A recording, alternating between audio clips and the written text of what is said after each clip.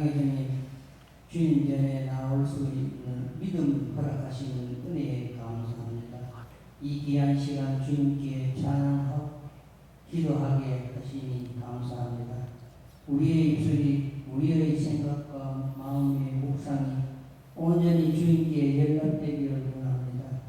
우리의 예배를 기쁘게 받아 주옵소서. 은혜와 봉사하신 주님, 우리가 일주일 동안 주님의 이름을 더럽히고 다시 주님께 왔습니다. 우리를 용서하여 주옵소서. 교만하고 회영과 이기심으로 가득 찬 우리를 용서하시고 하여 주옵소서. 주님의 사랑을 실천할 수 있도록 축복하여 주옵소서. 우리의 삶이 주님께 드려지는 사는 제사가 되기를 원하오니 우리의 기도를 들어 응답하시기를 원하옵니다. 사랑의 주님, 교회에 속한 모든 가정을 위하여 기도합니다. 주님의 사랑이 충만하고 넘쳐나는 가정 되기를 원합니다. 온 가정이 힘있고 주님을 섬길 수 있는 은혜가 있게 하여 주옵소서. 사랑하시는 주님, 몸된 교회를 기억하여 주옵소서. 주님의 크신 뜻과 계획이 계실수록 이곳에 교회를 세웠음을 믿사오니 우리 교회를 통하여 이 지역의 복음화되기를 원합니다. 사랑의 주님, 오늘도 귀한 말씀 들고 단위에 쓰신 부목사님을 성령의 능력으로 붙드시고 듣는 자와 모두가 주님의 음성을 듣는 복된 시간 되게 하여 주옵소서. 또한 예배에 섬기는 모든 영혼을 위해 주님께는 늘 통하시는 복을 받기를 원하오며 주님의 뜻을 받들어 섬기기에 부족함이 없도록 역사하여 주실 줄 믿사오며 거룩하신 예수님의 이름으로 기도드려옵나이다. 아멘.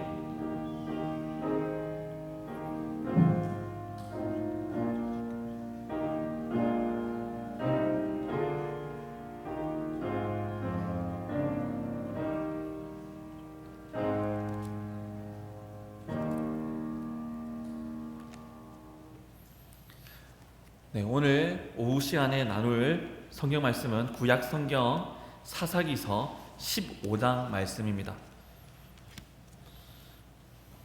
사사기서 15장 1절부터 20절까지 말씀입니다.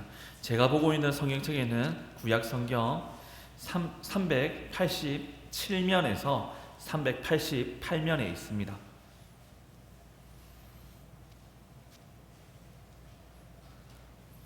구약 성경 사사기서 15장 1절부터 20절까지 말씀인데 함께 교독에서 읽을 말씀은 1절에서 8절까지 말씀 교독하겠습니다.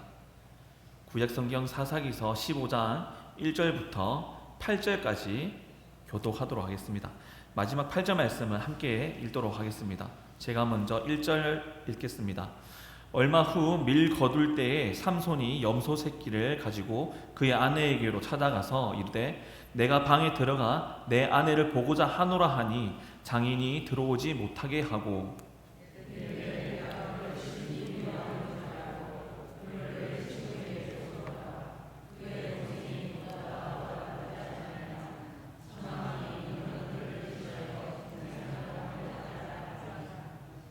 삼손이 그들에게 이르되 이번은 내가 블레셋 사람들을 해할지라도 그들에게 대하여 내게 허물이 없을 것이니라 하고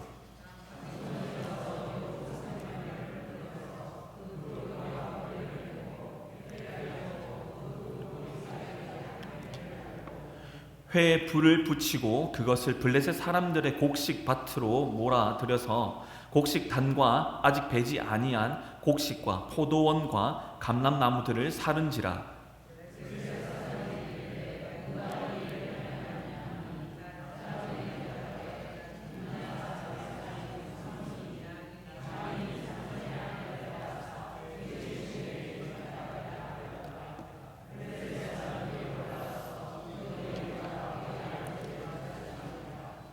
삼손이 그들에게 이르되 너희가 이같이 행하였은즉 내가 너희에게 원수를 갚고야 말리라 하고 블레셋 사람들의 정강이와 넓적 다리를 크게 쳐서 죽이고 내려가서 에담 바위 틈에 머물렀더라. 아멘. 계속해서 삼손 사사에 대해서 이야기를 나누고 있습니다. 삼손 사사의 이야기가 16장에서 결말을 맺게 되는데, 일단 우리가 사사에 대해서 생각하면 이스라엘 백성들이 출애굽한 이후에 출애굽 1세대가 광야에서 생을 마감하고 광야에서 난 2세대와 그리고 여호수아와 갈렙만이 가나안 땅에 입성하는 하나님의 약속의 성취를 경험하는 세대가 되었습니다. 그리하여서 가나안 땅에 하나님 전쟁으로, 하나님 승리의 전쟁으로 참전하여서 그 승리 가운데서 땅을 분깃으로, 유업으로 분배를 받고, 그 이후에 이제 사람들이 살아가는 시대가 사사기 시대라고 말합니다. 물론 이스라엘이 원했던 것은 주변 국가들처럼 왕정을 원했습니다. 그러나 이들은 그들의 왕이 누구인지 모르는 상황에서 그들의 요구를 왕정 시대를 원했던 것이지, 이스라엘에게 항상 왕은 존재하였습니다. 다만 그 왕이 인간이 아니라 전지전능하신 하나님이 왕의 자리에 앉아 계셨는데, 이스라엘 백성들은 하나님을 왕으로 인정하거나 또 그것을 깨닫지 못한 세대였다는 것입니다. 그래서 사사기 시대에는 이제 이스라엘이 배교를 합니다. 가나안 땅에 들어가서 어떻게 하면 잘 살까? 어떻게 하면 저들처럼 잘 사는 민족, 부유한 민족이 될까 해서 이방 신들을 섬기게 됩니다. 바알과 아세라과 같은 기후와 풍요와 날씨와 기타 등등 그 지역에 있는 가나안의 이방 우상들을 섬기면서 어떻게 하면 저 정착민들처럼 우리도 더 잘 살 수 있을까라를 생각하면서 세상 이치의 밝은 세대로 나아가게 되는 것이 이 사사기 시대였습니다. 그럼에도 불구하고 하나님은 이스라엘을 놓아주지 않습니다. 왜냐? 이스라엘과 하나님의 관계는 하나님의 백성이기 때문입니다. 이스라엘은 포로가 아닙니다. 다만 하나님의 백성으로서 하나님이 누구보다 더 아끼는 하나님의 백성입니다. 그렇기 때문에 이스라엘이 곁길로 갈 때에 하나님은 사랑의 매와 같이 심판을 통해서, 이방의 압제를 통해서, 침략을 통해서 하나님께 돌아와 간구하는 이스라엘로 간헐적으로 계속 회복시키는 것이 사사들의 반복 주기로 등장하고 있습니다. 오늘 그러한 연장선 가운데서 마지막 사사로 등장하는 삼손의 이제 끝부분에 가까운 이야기입니다. 오늘 15장을 함께 나누도록 하겠습니다. 14장 1절에서 블레셋이 이스라엘을 40년간 침략하고 다스렸다는 것이 기록이 되어 있습니다. 그런데 사사 삼손을 살펴보면 삼손이 이스라엘을 다스린 기한은 20년입니다. 블레셋이 40년을 침략해서 다스렸는데 삼손이 20년을 다스렸다. 그러면 이 시간적인 개념이 어떻게 될까 생각할 때 40년 안에 20년이 담겨 있다라고 보시면 조금 이해가 쉽습니다. 결국 이전의 사사 때는 사사가 이방 민족을 무찌르고 다스린 기간이 더 길었던 것이지만은 삼손 때에는 되려 이방 민족들이 더 오랜 기간 이스라엘을 다스렸고, 그 중간 사이에 사사 삼손이 20년간 다스렸다라는 것을 삼손의 전체적인 내용을 살펴보면 알 수 있는 부분입니다. 이러한 부분을 통해서 하나님 왜 사사를 보냈으면 완벽히 그들 이방인들을 쫓아내고 이스라엘의 회복을 행하셔야 되는 것이 아니냐라고 생각할 수 있지만은, 삼손의 성장 과정, 삼손의 행실을 살펴보면 사사마저도, 이 시대의 사사마저도, 나시린마저도 하나님 말씀보다 내 감정에 휘둘려 내 감정이 우선시되는 자기 소견에 오른 대로 살아가던 사람으로 전락되었다라는 것을 간접적으로 반복적으로 보여지고 있습니다. 그리하여서 사사마저도 무너져 내렸다라고 생각하면 이해가 쉬울 것 같습니다. 자, 그리하여서 오늘 15장 1절부터 말씀을 이어나가도록 하겠습니다. 15장 1절 말씀을 보시면 시간적인 개념, 얼마 후라는 시간적인 개념이 등장하는데, 그 시간이 흘러서 밀을 거두는 수확기가 되었다라고 표현합니다. 그런데 어느 기점을 기준으로 해서 시간이 흘렀다라고 보면 좋으냐면 14장 20절 말씀 보시면, 삼손의 아내는 삼손의 친구였던 그의 친구에게 준 바 되었더라 라고 해서 삼손이 마음이 상하여서 수수께끼를 내었을 때 그것을 삼손의 아내가 블레셋 사람들에게 힌트를 주고 그 힌트를 통해서 삼손의 수수께끼를 맞춘 그 사건을 통하여서 삼손이 마음이 상하여 그 아내를 떠났습니다. 결국 딥나에 있는 여인과 결혼하였던 삼손이 아버지 마노아가 있는 소라 땅으로 돌아갔다라는 것입니다. 그리고 돌아온 때가 얼마 후 정확한 시간은 등장하지 않지만은 거둘 때 밀을 거둘 수확 시기에 삼손이 딥나 그의 아내에게로 돌아왔다라는 것을 통해서 15장이 시작되고 있습니다. 자, 삼손이 그의 아내에게 돌아왔을 때 빈손으로 온 것이 아니라 염소 새끼를 가지고 왔다라고 성경은 기록하고 있습니다. 가마솥 전기구이, 전기통닭, 옛날 통닭이라 하죠. 옛날 통닭을 비닐에 싸주면 맛있습니까? 아니면 신문에 싸주면 맛있습니까? 맛은 똑같습니다. 맛은 같지만은 우리의 마음이 신문에 아니면 종이에 싸오는 닭이 맛있다라고 표현합니다. 왜 그럴까요? 감성이라는 겁니다. 감성, 마음이 다르다는 거죠. 네, 마음이 다릅니다. 요즘에 갬성이라고 표현합니다. 즉 비닐에 싸져 있는 가마솥 통닭보다 신문이나 종이에 싸져 있는 가마솥 통닭이 그래 그 맛이지라는 생각이 듭니다. 자, 그처럼 집에 돌아오는 사람이 빈손으로 돌아오지 않고 맛있는 것을 들고 올 때 그에게 마음이 또 가지 않습니까? 호감이 가지 않습니까? 물론 그 사람보다 그 손에 가겠지만은 삼손이 이 염소 새끼를 가지고 그의 아내와 장인에게로 간다는 것은 그의 마음을 손에 있는 물건과 함께 담아서 가는 겁니다. 아버지나 어머니나 주변 사람이 가마솥 통닭을 사가는 이유는 그래도 이것을 나눠 먹으면서 사랑을 나누고자 하는 그 마음이 그 통닭에 담겨 있습니다. 그리고 그 통닭에 담겨 있는 것이 신문이냐 비닐이냐 상관없이 담겨 있는 상징만 해도 우리는 상상하며 기쁩니다. 그처럼 이 염소 새끼는 장인에게는 어이구 우리 사위 삼손이 그래도 개념은 있네, 그래도 사랑은 있네, 그래도 마음이 식지 않았네 라고 생각하면서 이 염소를 끌고 오는 것을 보게 되었을 것입니다. 그런데 이 염소 새끼라고 성경은 분명히 말하고 있는 것은 이 염소 새끼가 가지고 있는 성경적인 의미가 있기 때문입니다. 창세기에서 유다가 그의 며느리와 성관계를 할 때, 물론 그의 며느리라는 것을 알기 전에 기생으로 또한 매춘부로 생각하면서 그 여인과 성관계를 맺기 전에 지불하는 대가가 염소 한 마리였습니다. 염소 새끼였습니다. 그리고 고대 중동에는 신랑이 신부에게 갈 때 지참금과 같은 개념으로 이러한 염소 새끼를 가지고 갔습니다. 물론 더 많은 것을 가져갔지만은 염소 새끼라는 이 상징적인 것은 한 남성이, 성인 남성이 성인 여성과의 잠자리를 들 때에 지불할 수 있는 최소의 단위, 그리고 충분히 지불해야 되는 단위로 생각하는 것이 성경에는 간접적으로 보여주고 있습니다. 결국 삼손이 아내에게 갈 때 물론 바람맞힌 책임도 있지만은 그 아내에게 그래도 나의 아내로서 맞이함과 그리고 잠자리에 드는 아내로서 들어갈 때 그에 대한 충분한 대가를 가지고 삼손이 찾아갔다는 것입니다.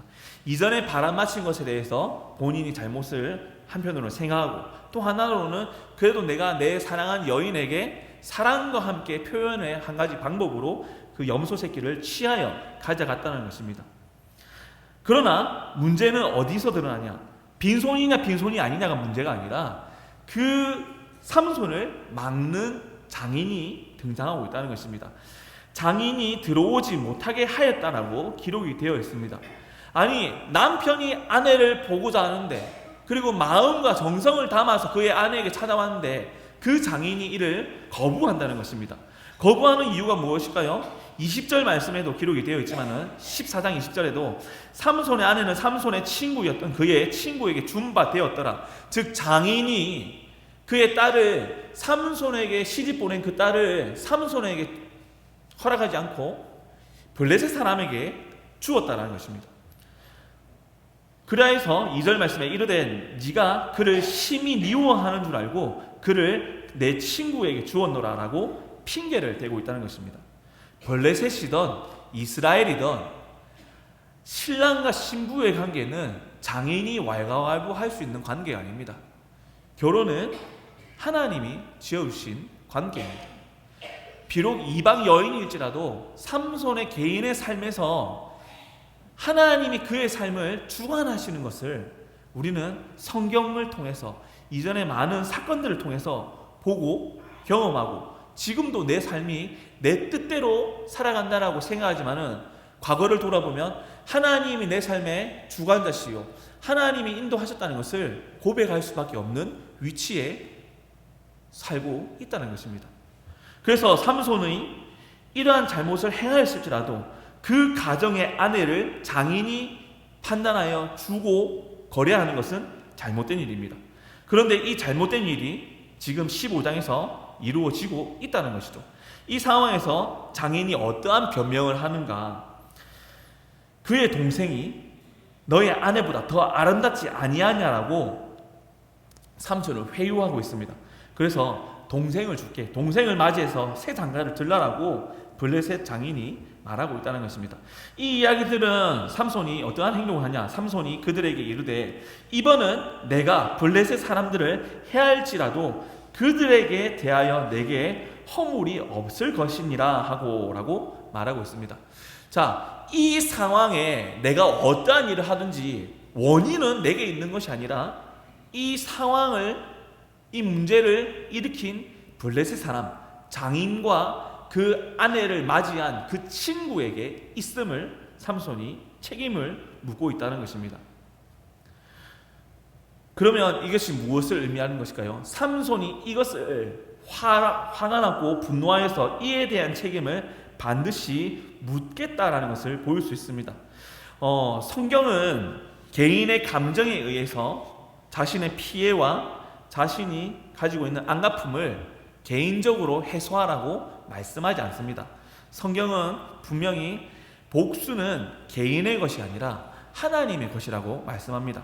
그래서 삼손이 블레셋 사람에게 억울한 일을 당하였을지라도 이 억울함은 개인의 감정과 개인의 행동으로 푸는 것이 아니라 하나님께 억울함을, 그리고 이 사건의 잘못됨을 송사를 통하여서 두세 사람을 불러서 증인을 세우고 무엇이 옳은지 말씀 가운데, 율법 가운데, 그리고 관계적인 도덕적 기준 가운데에 이것의 옳고 그름을 분별하여서 하나님께 맡겨두고 하나님이 해결해 주실 것을 간구하는 것이 이스라엘 백성으로서 옳은 행동입니다. 그런데 이스라엘 백성들 중에 서원한 사람, 나시린이었던 삼손은 되려 율법을 더욱더 가까이 여기고 하나님의 말씀을 지켜 행하기에 힘을 써야 돼. 나시린 삼손이 되려 이제는 내 고삐 내가 풀었으니 말리지 마라고 책임을 묻고 있다는 것입니다. 결국 이 표현은 하나님께 맡기지 않습니다. 하나님은 온데간데 없고 내가 내 감정에 의해서 이것을 너희에게 안갚음을 풀 것이다, 복수를 다짐하는 것을 보일 수 있다는 것이죠. 신약 성경에서도 이러한 일에 대해서 예수님은 분명히 가르쳐주셨습니다. 7번에 7번이라도 70번에 70번이라도 용서해 주어라고 말씀하셨습니다. 그리고 예수님은 원수에 대하여서 미워하기를 그치고 원수를 사랑하라고 말씀하셨습니다. 내 겉옷뿐만 아니라 속옷도, 이쪽 밤도 아니고 저쪽 밤도 내어줄 수 있을 만큼 원수에 대해서 복수를 행하라가 아니라 용서하고 품고 사랑하라 라고 가르쳐 주셨습니다. 그럼에도 불구하고 우리는 어떠한 선택을 합니까? 오늘날 우리도 삼손과 같이 감정에 휘둘려서 이 억울함을 어떻게 풀지? 이를 갈면서 빠득빠득 갈다가 한번 딱 걸리기만 해봐라. 내가 더한 것을 맛보게 할 것이다 라고 안갚음 속에 살아가거나 칼을 갈고 있지 않습니까? 이것이 왜 반복적으로 일어날까요? 우리가 하나님의 말씀을 몰라서 그럴까요? 아니면 우리가 나시린인 것을 몰라서 그럴까요? 바로 우리의 죄성 때문입니다. 우리 사람은 스스로의 도덕적 기준, 개인의 양심, 그것이 절대 상황과 그리고 일어난 사건에 대해서 올바른 길로 인도해 줄 수 있는 능력이 사람에게는 없습니다. 모든 송사는 하나님께 있습니다. 모든 것의 옳고 그름은 하나님이 분별하실 수 있지 사람에게는 스스로 선한 것이 없기 때문에 옳은 송사를 할 수 없습니다. 그럼에도 불구하고 우리는 규칙으로 서로 약속을 하여서 법을 세우고 질서를 유지하려고 노력을 합니다. 구약시대나 신약시대에 법이 없어서가 아니라 사람이 법이 있음에도 불구하고 내 감정은 법 위에 앞서고 있고 하나님의 말씀이 있어도 그 말씀보다 내가 하나님의 말씀 위에 서기를 원하는 그 죄성이 가득하기 때문에 이러한 일들이 지금도 반복적으로 내 삶에 일어나고 있다는 것을 잊어서는 안 됩니다.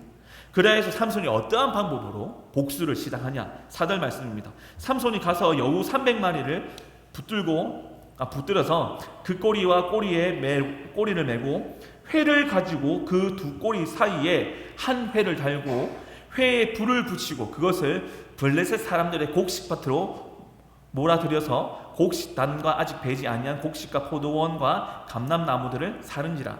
자, 이 두 구절만 봐도 어떠한 일이 일어난지 알 수 있습니다.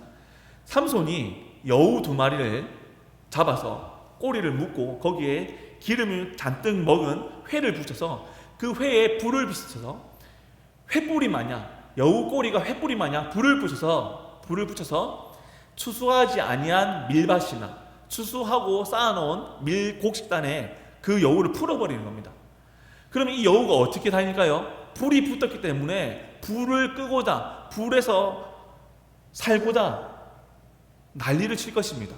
그래서 여기저기 뛰어다닐 것이고 여기저기 뛰어다니다 보면 마른 밭에 마른 풀에 불이 옮겨 붙고 불이 커지고 여우가 불이 커지면 또 어떻게 할까요? 불이 있는 곳에 불나방처럼 뛰어드는 것이 아니라 불이 붙은 꼬리를 달고 불이 없는 쪽으로 도망을 갑니다. 결국 밭 가운데 불이 없는 곳으로 여우가 쫓아다니면서 불을 붙이고 다니는 일이 이어진다는 것이죠. 그런데 15장 1절에 이때가 어느 때였습니까? 밀 거둘 때라는 것이죠.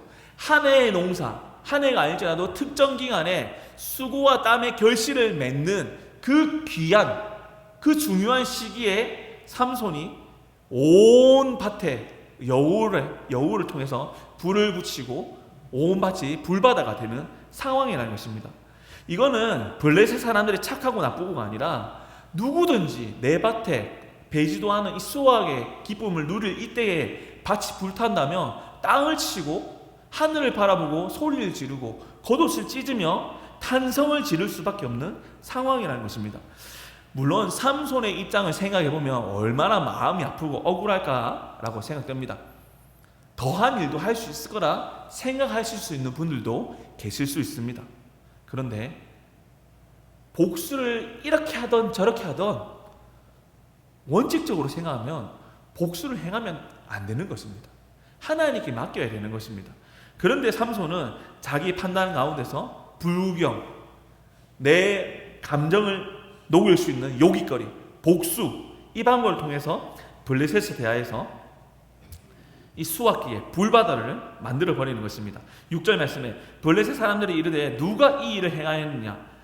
성경은 이 구절 한 구절로 이렇게 무미건조하게 보이지만은 이 외침과 탄성은 한 해의 농사의 결실을 이 불 가운데 홀딱 태워버린 농부의 심정을 말하고 있는 것입니다.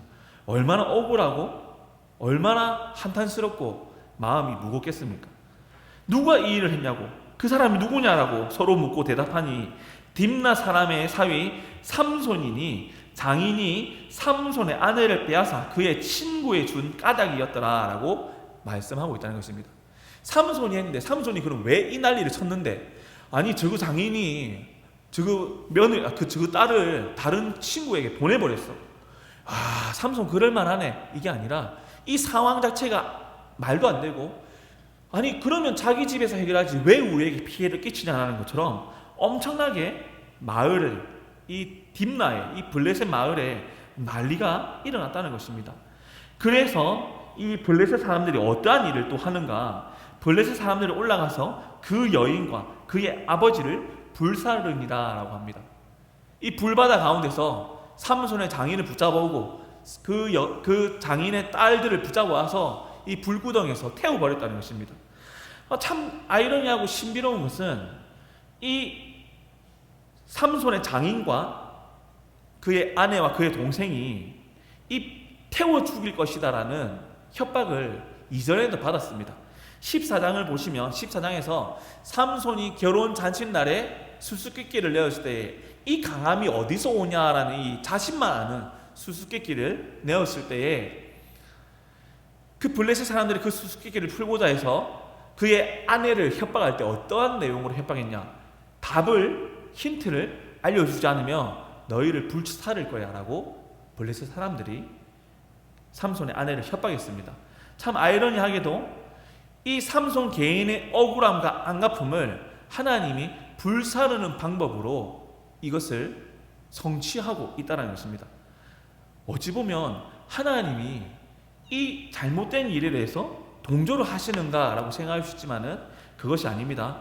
하나님의 신비롭고 놀라운 계획은 믿는 자든 믿지 아니한 자든 하나님의 도구로 쓰임 받을 수 있다는 것입니다. 이미 하나님은 이에 대한 계획을 세워두셨으나 이 계획은 우리는 알지 못하고 삼손도 알지 못하고 그리고 그 당사자들도 알지 못하였기 때문에 이것이 하나님 뜻인지를 뒤늦게 삼아 알게 된다는 것이죠. 하여튼 하나님의 신비로운 방법으로 삼손의 억울함을 신비로운 방법으로 풀어주셨습니다. 그럼에도 불구하고 삼손은 이것이 하나님이 나의 억울함을 풀어주셨다라는 것을 생각지도 못하죠. 7절 말씀입니다. 삼손이 그들에게 이르되 너희가 이같이 행하였은즉 내가 너희에게 원수를 갚고야 말리라 하고 삼손의 아내와 장인이 불 속에 죽게 되자 삼손이 또 이를 복수로 삼아서 내가 너희에게 또 복수할 거야 원수를 갚을 거야 라고 개인의 감성에 휘둘리는 사사를 보일 수 있습니다. 그리하여서 8절에 블레셋 사람들의 정강이와 넓적 다리를 크게 쳐서 죽였다라는 것입니다.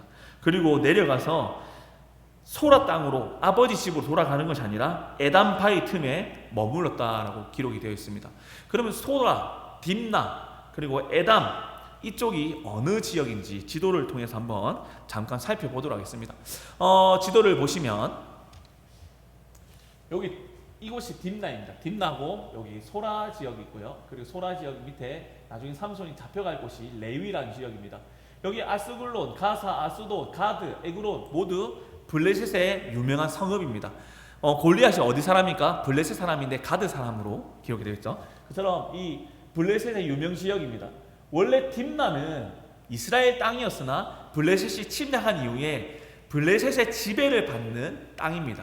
그리고 이쪽 지역은 유다 지파의 땅과 단 지파가 나중에 북쪽으로도 이주를 하지만은 유다 지파와 단 지파가 머물러 사는 곳에 블레셋의 접경지이기 때문에 블레셋이 침략하고 지금 이스라엘을 다스리고 있는 상황이라는 것이죠. 자, 다음 지도 한번 보겠습니다. 다음 지도 보시면 이스라엘의 절반적인 지도를 보시고 여기쯤에 요단강과 사해가 있고 그리고 딥나와 소라가 이 왼쪽 편에 여기 이쪽 지역이 있다는 것을 볼 수 있습니다. 유다 지역에. 다음 한번 보겠습니다. 조금 더 그림을 키워보면 다음 사진 볼게요. 자, 유다 지파 지역의 소라와 레이와 딥나가 이 지역입니다. 여기가 블레셋 사람들의 지역이고요. 자, 이렇게 해서 네, 감사합니다. 이렇게 해서 이 지역에서 소라로 돌아가지 못하고 소라 주변에 있는 에담 바위에 머물렀다는데 이 에담이라는 지역을 구약성경에서 살펴보면 역대상에서 등장하는데 유다 지파에 속한 에담이라는 지역도 있고 또 다른 지파에 속해져 있는 에담이라는 지역이 있는데 지금 우리가 지도를 보고 생각할 때는 삼손이 멀리까지 가기보다는 소라와 레히와 이 딥나 지역 주변에 있는 에담에 숨었을 거라 생각하는 것이 일반적인 생각입니다. 가까운 지리적 관계를 통해서 보면 그 유다 지파의 에담이 맞을 거라 생각됩니다. 그래서 이 에담 바위 틈에 머물렀다고 기록이 되어 있습니다. 9절부터 계속 보시면 이에 블레셋 사람들이 올라와 유다의 진을 치고 레이에 가득한지라. 자, 유다 지파가 살고 있는 레이 지역에 블레셋 사람들이 쳐들어왔습니다. 10절 말씀 유다 사람들이 이르되 너희가 어찌하여 올라와서 우리를 치느냐. 그들이 대답하되 우리가 올라온 것은 삼손을 결박하여 그가 우리에게 행한 대로 그에게 행하려 함이로다 라고 말하고 있는 것입니다. 꼬꼬무라고 하죠. 꼬꼬무. 꼬리에 꼬리를 물다라고 말하는데, 복수는 개인의 복수든 집단의 복수든 간에 복수를 하면 상대방에서는 이 복수로 끝나는 것이 아니라 당사자에게는 복수겠지만은 상대방에는 해코지입니다. 피해를 입은 겁니다. 그러면 상대방도 여기서 내 잘못에 대해서 인정하지 않는 한에는 이 해코지를 입은, 피해를 입은 상황에서 억울하네, 나도 피해를 줘야지 라는 안갚음, 복수를 하게 됩니다. 결국 복수는 복수를 낳는다라는 그 죄성이 반복되는 것을 여기서 또 볼 수 있습니다. 10절 말씀. 유다 사람들이 이르되 너희가 어찌하여 올라와서 우리를 치느냐. 그들이 대답하되 우리가 올라온 것은 삼손을 잡아가려고 하기 때문이다 말하고, 11절 말씀에 유다 사람 3,000명이 에담 바위 틈에 내려가서 삼손에게 이르되, 자, 유다 사람 몇 명이라고요? 유다 사람 3,000명입니다. 3,000명이 한 명인 삼손을 잡으러 갔다는 것이죠. 삼손에게 이르되 너는 블레셋 사람이 우리를 다스리는 줄 알지 못하느냐. 40년간 통치기간 가운데서 삼손이 다스린 기간은 20년입니다. 결국 앞뒤를 살펴보아도 40년이라는 시간이 전체적인 시간의 흐름과 범위가 더 길다는 것을 알 수 있습니다. 그래서 블레셋이 유다 지파와 접경지를 다스리는 것은 삼손도 모를 일이 아니라는 것이죠. 이 상황을 모르느냐, 그런데 네가 어떻게 우리에게 이같이 행하였느냐 하니, 삼손이 그들에게 이르되 그들이 내게 행한 대로 나도 그들에게 행하였노라. 블레셋 사람이 나에게 해코지했으니 나도 그들에게 해코지했고 이것이 나는 정당하다 생각한다라고 삼손이 말합니다. 12절. 그들이 삼손에게 이르되 우리가 너를 결박하여 블레셋 사람의 손에 넘겨주려고 내려왔노라 하니, 삼손이 그들에게 이르되 너희가 나를 치지 아니하겠다라고 내게 맹세하라 하매. 자, 여기서 삼손이 3,000명의 유다 사람이 나에게 해코지하지 않겠다면 내가 갈게요라고 보이지만은, 단순히 삼손이 그 3,000명이라는 수 때문에 이러한 행동을 하고 있을까요? 아닙니다. 삼손이 블레셋과 이 갈등을 일으키는 것을 생각하면 앞뒤 물불을 가리지 않는 성격의 사람입니다. 그럼에도 불구하고 3,000명이 잡으러 왔을 때 삼손이 순순히 자신이 응하는 이유는 아버지 그리고 이스라엘 민족 때문입니다. 블레셋에게 해코지를 당하는 것은, 이스라엘에 해코지 당하는 것은 나도 마음이 아픈 것이지만은 이스라엘과 이스라엘이 싸우는 것은 나도 원치 않는 일이라는 것이죠. 결국 삼손이 억울하다, 복수를 해야 된다는 것은 이스라엘 민족에 대한 억울함이 아니라 블레셋에 대한 통치와 지배를 받고 있는 이 상황에 대한 삼손의 울분이라는 것이죠. 여기서 삼손은 개인의 행동으로 보이지만은 상황적으로 환경을 보면 이스라엘의 참담한 상황에서 일어나는 사사의 울부짖음이라는 것을 여기서 발견을 해볼 수 있다는 것입니다. 13절 말씀에 그들이 삼손에게 말하여 이르되 아니라 우리가 다만 너를 단단히 결박하여 그들의 손에 넘겨줄 뿐이요 우리가 결단코 너를 죽이지 아니하니라. 유다 집파 3,000명이 삼손에게 약속합니다. 너 해코지 안 할 거야. 너 그냥 잡아만 가서 블레셋 사람에게 넘길 거야 라고 말하고 있다는 것입니다. 그래서 세 밧줄로 결박하고 바위 틈에서 그를 이끌어내었습니다. 14절 삼손이 레이의 이름에 블레셋 사람들이 그에게로 마주 나가며 소리 지를 때에, 여기서 삼손을 데리고 레위 지역에서 삼손을 데리고 와서 블레셋에게 넘기니까 블레셋 사람들이 함성을 지르는 겁니다. 와, 저 죽일 놈 삼손이 왔다, 삼손이 잡혀왔다 하면서 기뻐하는 것이죠. 그때에 하나님의 영이 갑자기 삼손에게 임하였다라고 사사기 기자는 말씀하고 있습니다. 즉 하나님의 영이 삼손에게 임하여서 하나님의 일을 하는 도구로서, 사사로서 그 직무를 감당하게끔 삼손을 사용하신다는 의미입니다. 그래서 삼손이 15절 말씀에 나귀의 새 턱뼈를 보고 손을 내밀어 집어 들었다는 것입니다. 밧줄이 끊어졌을 때 그 상황의 주변을 살펴봤을 때 그냥 버려져 있는 낙타뼈가 있었다는 거죠. 그 당나귀 뼈가 있었던 것입니다. 그 당나귀 뼈를 보고 삼손이 이것을 쥐어들고 어떠한 행동을 하냐? 당나귀 뼈로 블레셋 사람 1,000명을 죽였다는 것입니다. 그러면 이것이 굉장히 대단한 무기인가, 어마무시한 무기인가 생각할 수도 있는데, 하나님께서 다윗과 골리앗의 전투를 볼 때에도 다윗이 지고 간 것은 무엇입니까? 물매의 돌입니다. 돌. 사울 왕이 입고 싸우던 칼과 창과 갑옷이 아니라 평범한 주변에 널브러져 있는 돌을 쥐고 다윗은 나아갔습니다. 그런데 오늘 삼손도 역시나 대단한 무기를 쥐고 있는 것이 아니라 땅에 떨어져 있는 버려져 있는 나귀뼈 하나를 쥐고 블레셋 사람을 1000명을 죽였습니다. 잠시 나귀뼈 사진 하나 보도록 하겠습니다. 대단한 무기입니까? 대단한 무기가 아니죠. 우리도 과거에 도축장이 시설이 많지 않을 때 주변에서 산에서 밭에서 간간히 보일 수 있는 동물의 짐승의 뼈입니다. 근데 이 뼈를 가지고 삼손이 블레셋 사람 1000명을 죽였다는 것입니다. 이건 일반적인 일이 아니죠. 하나님의 영이 그를 하나님의 도구로 삼아 그에게 힘과 능력을 주시고 일을 하셨다는 것입니다. 16절 말씀에 이르되 나귀의 턱뼈로 한 더미 두 더미 쌓았으며 나귀의 턱뼈로 내가 1000명을 죽였다라고 삼손이 외치고 있습니다. 17절 그가 말을 마치고 턱뼈를 자기 손에 내던지고 귀한 것도 아니니 흔한 것이 다시 던지고 그곳을 라맛 레히라 이름을 지었고 삼손이 이 일 이후에 심히 목말라 있을 때 하나님께 부르짖습니다. 주께서 종의 손을 통하여 큰 구원을 베푸시사오나 내가 이제는 목말라 죽어서 할례 받지 못한 자들의 손에 떨어지겠나이다 라고 하나님께 간구합니다. 하나님 나를 통하여 큰일을 행하시지만 이제 나는 힘도 없고 내 상황에서 이제는 나는 죽을 것 같습니다 라고 외치고 있는 것이죠. 그때 하나님이 레위에서 한 우묵한 곳을 터뜨리시니 거기서 물이 솟아나오는지라. 이 목마름에서 하나님이 이 목마름 갈증을 해소하는 하나님 큰 도우심, 공급하심, 구원이 임합니다. 아브라함의 아내의 종인 하갈이 광야에서 물이 떨어져 죽고자 할 때 그곳에서도 하나님이 이 목마름을 샘을 틔워서 갈증을 해소하고 그를 구원하시는 역사가 일어납니다. 또 아브라함의 행적 가운데서도 가는 곳마다 우물을 팠을 때에 그 우물에 샘이 솟았다라고 하나님이 구원하심을 기록하고 있습니다. 이처럼 삼손의 목마름 가운데서도 하나님이 그 삼손의 목마름뿐만 아니라 삼손을 구원하시는 하나님의 도우심이 임하였다는 것을 볼 수 있습니다.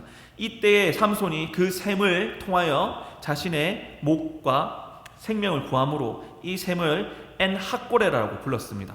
이 엔하꼬레의 뜻은 부르는 자의 샘이라는 뜻입니다. 부르는 자의 샘. 내가 하나님께 부르짖었더니 하나님이 나의 목마름과 나를 살려주셨다는 의미로 이 엔하꼬레라는 이름을 지었습니다.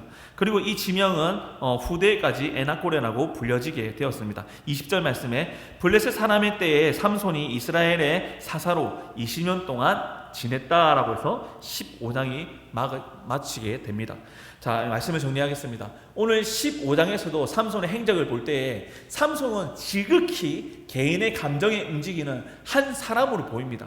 그러나 이 한 사람의 삶과 한 사람의 행동을 통하여서도 하나님의 큰 섭리가 숨어 있음을 당시에는 알 수 없습니다. 그런데 후에 하나님 어떻게 큰 일을 행하신지를 돌아보게 되면 하나님이 내 삶에 간섭하셔서 내 삶이 어떠한 일의 결과를 일으키게 되었고 그 일이 내게서부터 시작된 거로 보이지만은 하나님이 하셨다는 고백을 하게 한다는 것이죠. 사사 삼손의 삶은 전체적으로 그렇습니다. 막무가내 자신의 뜻대로 살아가는 사람으로, 자신의 소견대로 옳은 대로 살아가는 사람으로 보이지만은 그는 분명 하나님이 세우신 사사였습니다. 그리고 그가 하는 감정적인 행동일지라도 하나의 개인의 사건일지라도 그 사건을 계획하신 분은 하나님이셨고 그 일을 인도하신 분도 하나님이라는 것을 전체적인 상황을 보면 알 수 있습니다. 그래서 이 사건을 통하여서 이스라엘도 삼손이 그냥 마음대로 살아가는 사람이 아니라 마노아의 아들이요 나시린이며 하나님이 세우신 사사로서 우리 이스라엘을 구원하는 사사로서 20년간 다스렸음을 사사기 기자는 인정하고 하나님 통하여 이 사건을 기록을 하고 있다는 것입니다. 성도 여러분들, 우리의 삶은 개개인의 삶으로 주어진 것으로 보입니다. 그러나 우리의 삶이 모이고 그의 삶의 연관성은 개연성을 생각해 보면 내 개인의 삶이 옆에 있는 이웃과의 연관성이 있고 연결이 되어 있고 그 이웃의 삶이 믿는 자든 믿지 아니한 자든 모든 사람들의 삶이 연결이 되어 있습니다. 그리고 이 모든 사람의 삶은 자기 마음대로 걸어가는 것이 아니라 하나님이 계획하신 바, 하나님이 우리에게 주신 삶으로서 흘러가고 있음을, 하나님의 통치 속에 있음을 돌아보게 된다는 것입니다. 사랑하는 성도 여러분, 한 주간 살아가실 때에 억울한 일, 기쁜 일, 여러 가지 희노애락이 있을 수 있습니다. 근데 그 일을 개인적인 것에서 끝마치는 것이 아니라 내 삶 가운데서도 하나님의 다스림이 있을 것이고, 하나님 그 다스림이 우리 이웃에게, 우리 지역에게, 우리 교회와 그리고 우리 함께 살아가는 모든 공동체에게 하나님 뜻이 있음을 기억하시고, 하나님 나를 통하여 하나님 뜻을 펼쳐나가게 하시고, 내가 혹여나 개인의 감정이 앞서기보다 하나님 뜻을 먼저 구하고, 그리고 하나님께 내 마음과 나의 억울함과 나의 소원을 구하여서 하루를 살더라도 하나님의 귀한 자녀로서, 하나님의 귀한 백성으로서 하나님 허락하신 삶을 살아가는 한 주 되시기를 예수님 이름으로 축복하고 소원합니다. 네, 이 시간 함께 말씀을 생각하면서 함께 짧게 합심해서 기도드리도록 하겠습니다. 기도드리겠습니다. 하나님 아버지, 오늘도 살아가는 삶을 허락해 주시기에 감사합니다. 나의 삶이 개인의 삶으로 보여지고 개인의 삶으로서 만족하고 만끽하고 누리고 사는 것처럼 보이지만은 이 삶마저도 내 것이 아니라 모든 것이 하나님의 소유됨을 주님 앞에 엎드리게 됩니다. 내가 드리는 시간, 특별한 예물만이 하나님 것임이 아니라 나의 호흡마저도 하나님 것이고, 내 불평과 나의 원망과 나의 탄성도 하나님 큰 계획 가운데서 하나님 뜻을 나타내는 하나의 방편으로 사용하고 계신다는 것을 다시 한 번 더 엎드리게 됩니다. 그러나 하나님께는 죄성이 없고 하나님께는 부족함이 없습니다. 연약하고 부정하고 더럽고 죄악된 것은 내게서부터 임한 것이고, 하나님 우리를 그 죄 가운데 두시는 것이 아니라 건져주시기를 원하시고, 지금도 하나님과의 관계를 회복하기를 원하시는 예수님의 그 간구하심을 통하여서 지금도 어떤 환경에서 어떤 사람이 하나님께 은혜를 입어 하나님께 돌이켜 나아가는 역사가 일어납니다.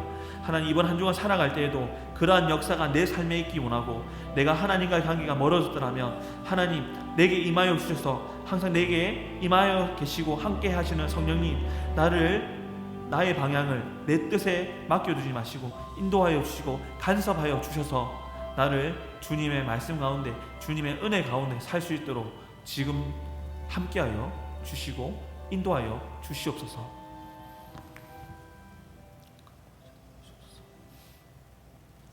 살아계신 하나님 아버지, 우리의 삶에 개개인의 자유를 허락해 주심에 감사합니다.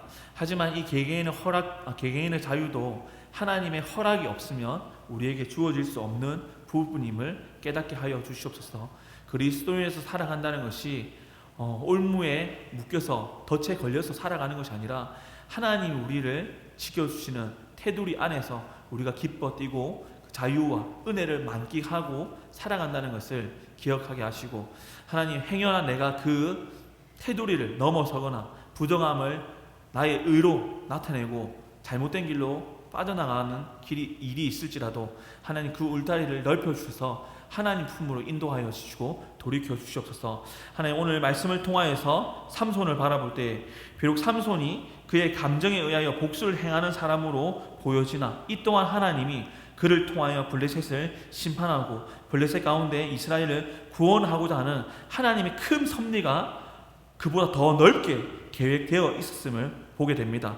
하나님, 오늘날 살아갈 때에 내게 억울한 일이 있었다 하여 내가 이것을 심판하고 정죄하고 또한 이것을 안갚음을 갚고자 이를 갈기보다 하나님 이 일이 내게 어떠한 뜻이 있는지를 구하는 자 되게 하시고, 그 구할 때 하나님께 감사하고 하나님을 의지하여 힘들고 연약할지라도 이 또한 하나님이 인도하여 주시라는 확실한 그 믿음을 가지고 이번 한 주간도 우리 남은 삶도 살아갈 수 있도록 지켜 주시옵소서. 말씀 주심에 감사드리며 예수님 이름으로 기도드립니다.